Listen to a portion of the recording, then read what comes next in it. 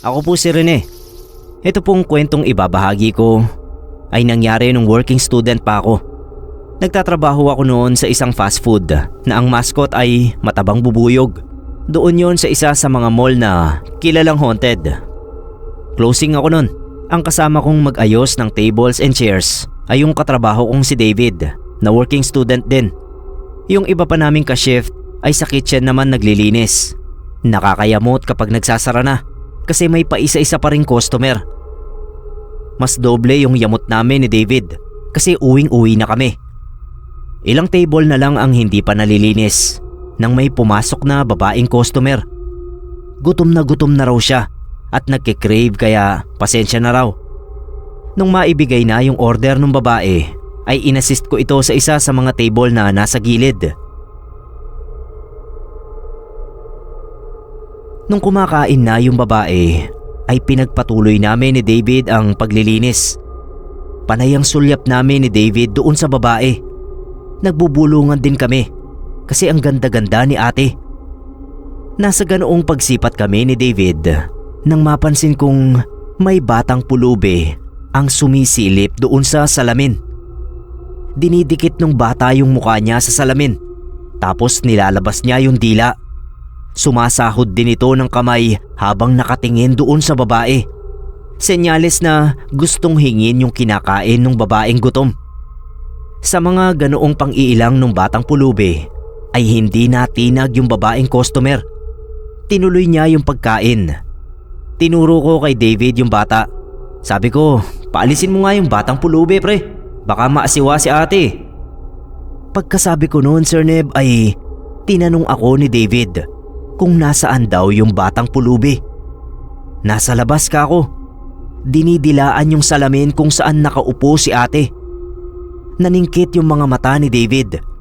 Inaninag niya yung salamin. Pagkatapos niyang aninagin ay sinabi niyang wala raw siyang nakikitang bata. Nung sabihin niyo ni David ay nanlamig yung katawan ko. Ako lang ba yung nakakakita doon sa batang pulubi nung mga oras na yon? Kahit natatakot ay nilapitan ko yung customer. Wala na yung batang pulubing dinidikit ang mukha sa salamin. Tinanong ko kung napansin niya ba yung bata sa labas kanina. Lalo akong nangilabot nung sabihin ni ate na kanina raw pa siya nakatingin sa dakong yon. Pero wala naman daw siyang nakitang bata. Paglabas ng customer at pagkatapos naming naglinis ay niyaya ko si David sa direksyon ng salamin kung saan ko nakita yung bata. Wala raw talaga siyang nakitang bata sa parting yon. Pero Sir Neb, nung tignan naming mabuti yung salamin ay meron itong bakas ng dalawang maliliit na kamay. Palatandaan na merong batang humawak sa salamin na yon.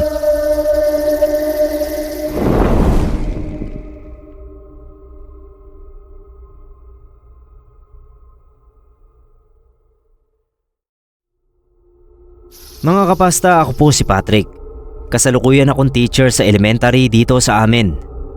Noong bagong graduate ako sa kursong education, para matustusan ang review ko, nag-apply ako bilang crew sa isang Jollibee branch dito sa lugar namin. Pasalamat din ako sa trabaho na yon dahil nataguyod ko ang pagre-review ng hindi na umaasa kila mama at papa.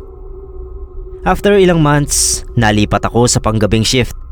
Mga 1:00 ng madaling araw hanggang 3:00 ng madaling araw ang pinaka-dead hours ng shift ko. Ibig sabihin, halos walang tao sa ganoong mga oras. Isang beses mga 3:00 ng madaling araw, paglingon ko may customer pala sa counter na nag-aabang sa harap ko. Nabigla ako Sir Neb kasi hindi ko man lang narinig yung pinto na bumukas o hindi ko narinig yung mga paglalakad niya. Parang bigla na lang siyang lumitaw sa harap ko. Naka-formal siyang damit, long sleeves at coat na itim na pinarisan ng itim din na slacks at balat na sapatos, pati yung sombrero niya itim. Ang tanda na ng itsura niya. Nasa tansya ko ay baka mga 60 plus na ang edad. Sinabi ko na yung spiel ko. Sabay tanong kung anong order niya. Nagsalita siya. Ang gaspang ng boses niya Sir Neb. kape lang daw ang gusto niyang bilhin. Habang naghihintay ng order niya, napansin ko na nakatitig lang siya sa akin. Nung ibigay ko yung inorder niyang kape, hindi muna siya umalis. May sinabi siya sa akin, wag na wag daw akong sasama sa kaibigan kong nakakotse pag uwi. Tapos nun, umalis na siya. Tulala talaga ako nung time na yon sa narinig ko. Kasi paano niya nalaman na nakikisabay ako sa kaibigan ko na crew din? Kahit hanggang katapusan ng shift ko, iniisip ko pa rin yung sinabi sa akin noong lalaki.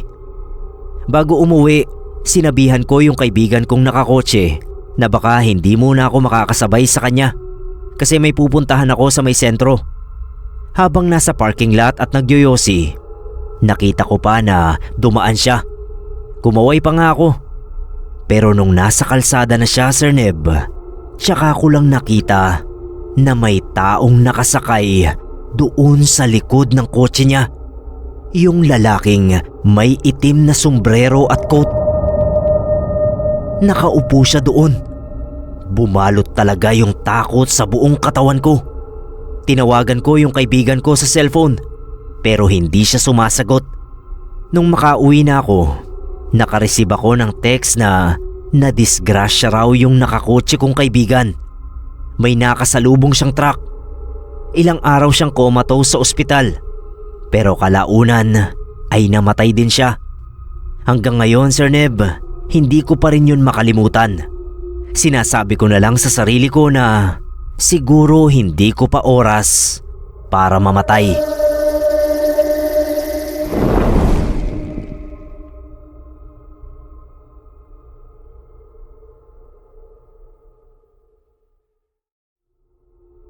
Kolektor ako ng mga bagay na napaglumaan na ng panahon.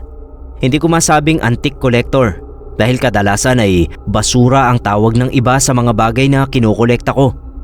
Kung kilala nyo si Crazy Kyle, ay malapit sa ginagawa niya ang trip ko. Isa rin po akong picker. Ang kaibahan lang ay small time lang ako. Ako nga pala si Jigs at ang kwento ko ay tungkol sa paborito kong item na sa palagay ko ay medyo sabihin na nating may sanib. Meron akong prized possession na malamang ay hindi na naaalala ng mga tao. Isa yung vintage Jollibee statue na minana ko sa isang tsuhing nakabili nun. Mabalik sa kwento, hindi naman talaga haunted yung Jollibee statue ko noong umpisa. Nangyari lang ang mga kakaibang karanasan ko nung mamatay ang ex-wife ng tsuhin ko na unang nagmay-ari noon. Bali kasi kaya napunta sa akin itong statue ay dahil ayaw roon ni Tita Chabiliza, yung ex-wife ni Uncle.